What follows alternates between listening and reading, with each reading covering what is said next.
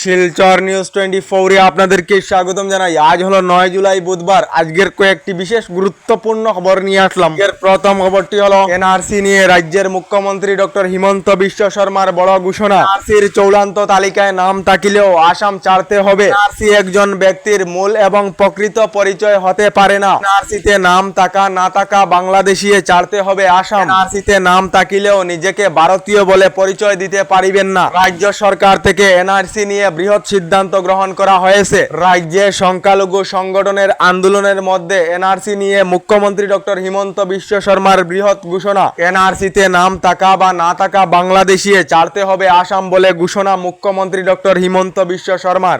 এদিকে আজ 9 জুলাই বুধবার 10টি কেন্দ্রীয় ট্রেড ইউনিয়নের তরফ থেকে ভারত বন্ধের ঘোষণা করা হয়েছে। শ্রমিক, কৃষক এবং পেনশন সহ বিভিন্ন নীতি নিয়ে কেন্দ্রীয় সরকারের বিরুদ্ধে এই বন্ধ ঘোষণা করা হয়েছে। আজ ব্যাংক, ডাকঘর এবং বীমা কোম্পানিগুলির কাজ সহ পরিবহন পরিষেবা বন্ধ থাকিবে। আজ দেশের 25 কোটির অধিক কর্মচারীরা কেন্দ্রীয় সরকারের বিরুদ্ধে রাষ্ট্রব্যাপী হরতালে থাকিবেন বলে খবর এসেছে। এদিকে রাজ্যের ধুবড়ীতে 90% লোকেরা নিজেই জায়গা খালি করে দিয়েছে এবং 10% লোকেদের উপর প্রশাসনের উচ্ছেদ অভিযান চালাতে হয়েছে। ধুবড়ীতে রাজ্য সরকারের উচ্ছেদ অভিযান নিয়ে গতকাল গুরেশ্বরেতে এই মন্তব্য করেছেন রাজ্যের মুখ্যমন্ত্রী ডক্টর হিমন্ত বিশ্ব শর্মা।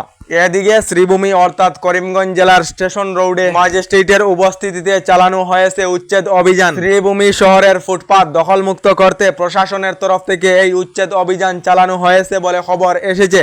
এদিকে ট্রেন যাত্রীদের জন্য এসেছে একটি জরুরি খবর। বদরপুর লামডিং হিল সেকশনে আবার ভূমিধসের ফলে আবার বাতিল করা হয়েছে কয়েকটি ট্রেন। বদরপুর লামডিং হিল সেকশনে আবার যাতায়াত ব্যবস্থা ব্যাহত হয়ে পড়েছে বলে খবর এসেছে।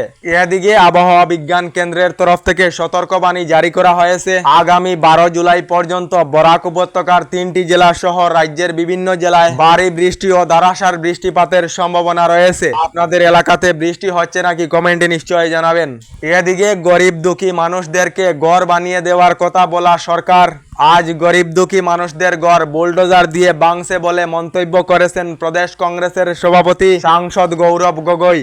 এদিকে রাজ্য সরকারের অমানবীয় উচ্ছেদ অভিযানের বিরুদ্ধে আগামী 16 এবং 17 জুলাই তারিখে দিল্লি কাঁপাবে আমসুয়ে। রাজ্য সরকার উচ্ছেদ অভিযান বন্ধ না করিলে ধারাবাহিক প্রতিবাদের হুমকার আমসুর তরফ থেকে দেওয়া হয়েছে। এদিকে বিহার রাজ্যের চাকরির ক্ষেত্রে মহিলা প্রার্থীর জন্য সংরক্ষণ করা হবে 35% পদ। বিধানসভা নির্বাচনের পূর্বেই নীতিশ কুমার সরকারের তরফ থেকে সিদ্ধান্ত গ্রহণ করা হয়েছে। এদিকে মহিলাদের জন্য এসেছে একটি ভালো খবর। প্রতি মাসের মতো আগামী 10 জুলাই তারিখে রাজ্যের লাখ লাখ অরুণোদয় প্রকল্পের হিতাধিকারীরা এবং বৃদ্ধা পেনশন, বিধবা পেনশন এবং দিব্যাঙ্গ পেনশনের হিতাধিকারীদেরকে রাজ্য সরকার থেকে টাকা প্রদান করা হবে। তার সঙ্গে আগামী 17 সেপ্টেম্বর অর্থাৎ মাননীয় প্রধানমন্ত্রী নরেন্দ্র মোদীর জন্মদিনেতে অরুণোদয় 3 প্রকল্পে নতুন অন্তর্ভুক্ত হওয়া মহিলা সকলদেরকে 1250 টাকা করে দেওয়া আরম্ভ করা হবে বলে ঘোষণা মুখ্যমন্ত্রী ডক্টর হিমন্ত বিশ্ব শর্মার। এদিকে রেশন কার্ড থাকা না থাকা সকলদের জন্য এসেছে একটি জরুরি খবর। মাত্র কয়েকটি দিন রয়েছে। যে সকল লোকেদের রেশন কার্ড নেই অথবা রেশন কার্ডেতে পরিবারের সদস্যের নাম অন্তর্ভুক্ত করার বাকি রয়েছে, এই সকলেরা নতুন রেশন কার্ড অথবা রেশন কার্ডেতে পরিবারের বাকি থাকা সদস্যের নাম অন্তর্ভুক্ত করার জন্য আবেদন করিতে পারিবে। আবেদনের অন্তিম সময়সীমা আগামী 14 জুলাই পর্যন্ত দেওয়া হয়েছে। এদিকে এখনো সরকারি ঘর লাভ না করা সকলদের জন্য এসেছে একটি ভালো খবর। সরকারি ঘরের জন্য আবেদন না করা সকলেরা শীঘ্রই সরকারি ঘরের জন্য আবেদন করেনি। নতুন করে রাজ্যের 3,76,000 পরিবারদেরকে সরকারি ঘর প্রদান করা হবে বলে রাজ্য সরকার থেকে জানানো হয়েছে। আমাদের ডেইলি খবরগুলি ভালো লাগলে আমাদের ভিডিওতে লাইক দিয়ে চ্যানেলটিকে সাবস্ক্রাইব করে নেবেন।